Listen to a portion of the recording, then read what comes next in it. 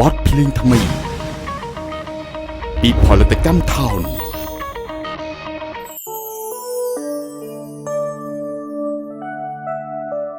ពាក្យស្រឡាញ់និយាយនឹងមាត់តែពេលបែកគ្នាមិនได้ក៏មកឈឺចាប់ក្នុងចិត្តយ៉ាងនេះតើខ្ញុំគួរកុហកខ្លួនឯងសិនឬក៏ទទួលយកការពិតថាខ្ញុំកំពុងតែខកចិត្តគ្រាន់ជាស្នេហ៍មួយគេថែទាំមិនបានគ្រាន់ជាស្នេហ៍មួយគេមិនអាចស្មងស្ម័គ្រ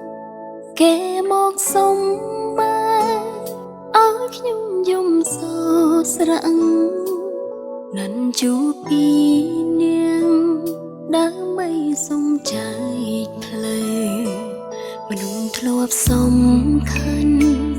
ត្រូវប្រអស់ដំណៃខ្ញុំជាមនុស្សស្រីគួរកាន់ធ្វើម្ដេចទៅហួចចិត្តនឹងស្នេហ៍នឹងកាន់អ្វីលែងត្រូវយំយូរយូរទៅសងទាំងភ្នែកអងហើយដឹងអារម្មណ៍ខ្លួនឯងពេលនេះផ្ដើមស្អប់មនុស្សប្រដឹងអារម្មណ៍ប្រងថាស្មោះមិនគួរជឿឡើយទាំងភ្នែកហូរលែងចេញនឹងប្រងសួរខ្ញុំលែងចង់ឆ្លើយថ្ងៃក្រោយលែងចង់ខ្វល់ស្នេហ៍បែកទៅងាយតែខ្ញុំឈឺចាប់យូរ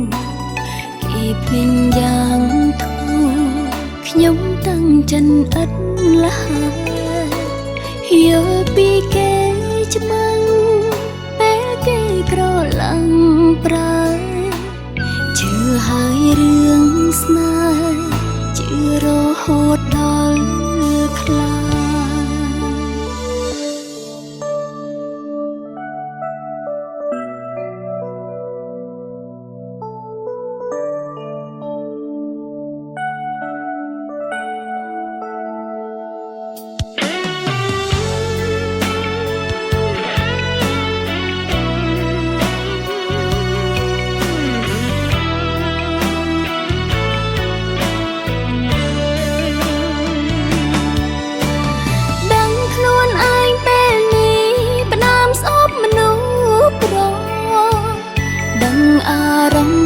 ប្រងថាស្មោះមិនគួរជឿឡើយទាំងភ្នែកហូរលែងចេញនឹងប្រងសួរខ្ញុំលែងចង់ឆ្លើយថ្ងៃក្រោយលែងចង់ខ្វល់ស្នេហ៍បែកទៅងាយតែខ្ញុំឈឺចាប់យូរគេភ្លេចយ៉ាងធូរខ្ញុំតាំងចិនឥតលះយល់ពីគេច្បាំងពេលគេក្រឡាំងប្រើជឿហើយរឿងស្នេហ៍ជឿរហូតដល់ខ្លាចភាពអាណិតស្រឡាញ់របស់ស្នេហាគឺមានតែគ្រាដំបងទេហើយគ្រាបញ្ចប់អ្វីដែលមានតម្លៃបំផុតគឺទឹកភ្នែក